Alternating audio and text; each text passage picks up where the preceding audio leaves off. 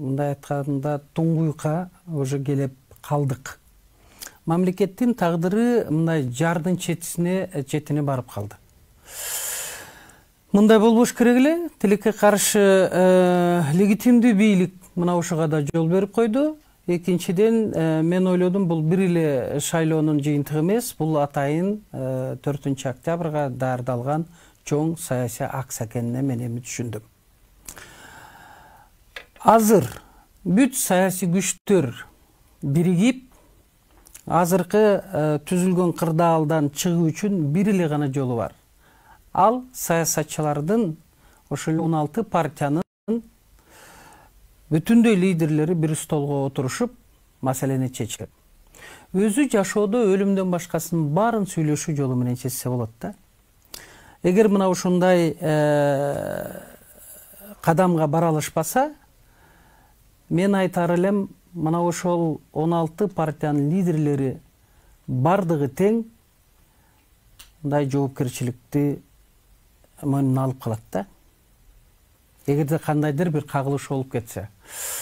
Мына ошон үчүн сиз айтып атасыз, азыр мына 16 партиянын өкүлдөрү чогулуш керек деп. Эмне тоскоолдук болуп атат булардын ушу жолугуп сүйлөшүүгө?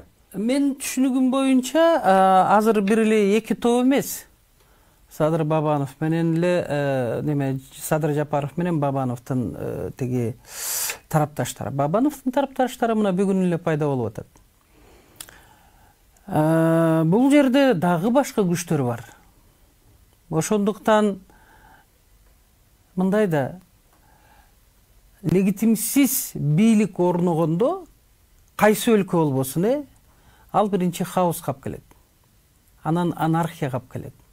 Андан кийин тышкы күчтөр кийлишип кеткенде, кечирип коесуңар, Кудай өзү сактасын, граждандык согушка, жарандык согушка алып келип коюшу мүмкүн да.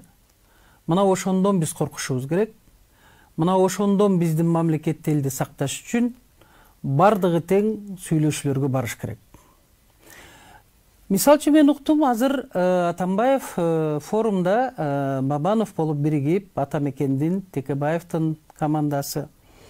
Мындай айтканда, мурунку радикалдуу оппозиция, кийин убактылуу өкмөттүн мүчөлөрү баары биригишип, ошол жерде чоң чогулуш, жыйын өткөрүп атыптыр депчи.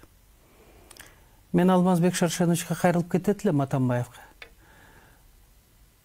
От менен ойноого экс-президент болсо дагы Алмазбек Шаршеновичке, Роза Отунбаевага, Өмүрбек Текебаевдарга, Өмүрбек Бабановдорго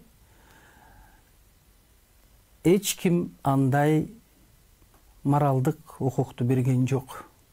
Ошону менен бирге алар азыркы болуп аткан ситуацияны жакшы нукка буруш керек да. Алар ансыз деле эки жолу төңкөрүш жашашты. Мына ушул үчүнчү төңкөрүштө алардын колу жок деп да айта албайм. Ошондуктан мен азыр суранып кетет элем. Эгерде башкалар дагы акылына келбесе, Алмазбек Атамбаев 6 жыл иштеди. Мына ошол күйүп кеткен ак үйдү дагы өзү калыбына келтирген эле.